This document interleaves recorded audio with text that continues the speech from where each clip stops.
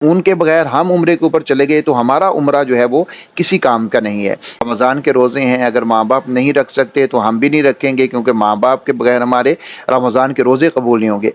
बिस्मिल्लाहिर्रहमानिर्रहीम, अस्सलामु अलैकुम रहमतुल्लाहि व बरकातुहू। उम्रा की शरई हैसियत क्या है?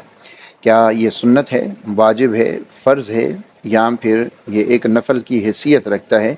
आज की इस वीडियो के अंदर हम आपको बताएंगे, क्योंकि बहुत सारे लोग इसके बारे में मुख्तलिफ़ बातें करते हैं।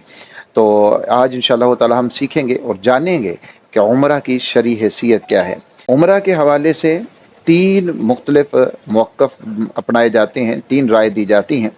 पहली राय ये है कि उम्रा जो है ये मुस्तहब है। दूसरी राय ये है कि उम्रा जो है ये सुन्नत मुअक्कदा है। तीसरी राय ये है कि ज़िंदगी में एक बार उम्रा करना ये वाजिब है।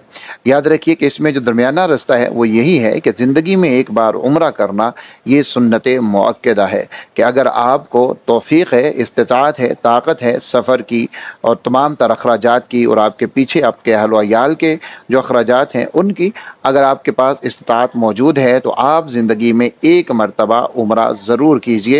यह सुन्नत मुअक्कदा है। अब इसमें इस बात को जान लीजिए कि उम्रा की बहुत ज़्यादा फ़जीलत है। अहादीस के अंदर बहुत ज़्यादा फ़जीलत रसूलुल्लाह सल्लल्लाहु अलैहि वसल्लम ने उम्रा की बताई है। और इसके अलावा उम्रा पूरे साल में आप कभी भी कर सकते हैं, सिवाय 5 दिन जो हैं, यानी हज के जो 5 अय्याम हैं, उन 5 दिनों के अंदर आपको उम्रा करना या उम्रा के लिए ihराम बांधना वो दुरुस्त नहीं है, वो मकरूह तहरीमी है, वो नाजायज़ है कि आप उन 5 दिनों के अंदर उम्रा के लिए ihराम बांधें। उसके अलावा आप पूरे साल के अंदर उम्रा कर सकते हैं, कभी भी ihराम बांध सकते हैं, उम्रा के लिए जा सकते हैं। लेकिन अगर उम्रा की फ़जीलत ज़्यादा किस में है, कौन से अय्याम में ज़्यादा फ़जीलत मानी जाती है? ज़्यादा जो फ़जीलत है उम्रा की वो है रमज़ानुल मुबारक के अंदर, और उसके अलावा पूरे साल के अंदर आप कभी भी उम्रा कर सकते हैं। जैसा कि दूसरे अमाल की फ़जीलत आप खुद देख लीजिए कि रमज़ानुल मुबारक के अंदर दूसरे अमाल की फ़जीलत भी बढ़ जाती है। जब रमज़ान के अंदर जो है इतनी ज़्यादा नेकियां बढ़ जाती हैं, तो ज़ाहिर है जब हम उम्रा करेंगे तो उम्रे का सवाब भी उसी एतबार से रमज़ानुल मुबारक के अंदर बढ़ जाएगा। इसके अलावा भी रसूलुल्लाह सल्लल्लाहु अलैहि वसल्लम का एक फरमान मौजूद है, जिसमें रसूलुल्लाह सल्लल्लाहु अलैहि वसल्लम ने यह इरशाद फरमाया है कि रमज़ान में उम्रा करना मेरे साथ हज करने के बराबर है। यानी उसका सवाब जो है, अगर कोई मेरे साथ हज करता है, जितना सवाब उसको मिलता है उतना सवाब रमज़ानुल मुबारक के अंदर उम्रा करने वाले को भी मिलता है। तो रमज़ानुल मुबारक के अगर अंदर आप उम्रा करेंगे तो उसका सवाब उतना ज़्यादा बढ़ जाएगा। लेकिन आप पूरे साल में कभी भी, जब भी आपको सहूलत है, आपके पास असबाब मौजूद हैं, आपके पास अखराजात मौजूद हैं, पूरे साल में किसी भी वक़्त जो है वो उम्रा अदा कर सकते हैं।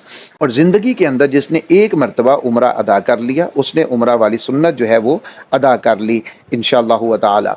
तो इसमें एक चीज़ का और भी ख्याल रखिए कि अमूमी तौर के ऊपर हम देखते हैं कि बाज़ लोग ऐसे होते हैं कि जो उम्रा करने की सलाहियत रखते हैं, यानी उनके पास इतने पैसे होते हैं कि वो अकेले उम्रा अगर करने जाएं तो वो उम्रा कर सकते हैं, और उन्होंने इससे पहले उम्रा भी नहीं किया होता।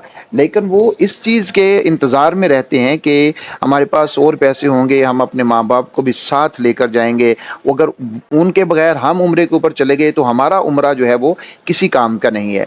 याद रखिए ये जो चीज़ है ये हर एक के ऊपर अपने अपने हिसाब से होती है। जैसे नमाज के लिए हम नहीं इंतज़ार करते कि हमारे माँ बाप नमाज़ पढ़ेंगे तो फिर ही हमने नमाज़ पढ़नी है, वैसे हम नमाज नहीं पढ़ सकते या हमारी नमाज कबूल नहीं होगी।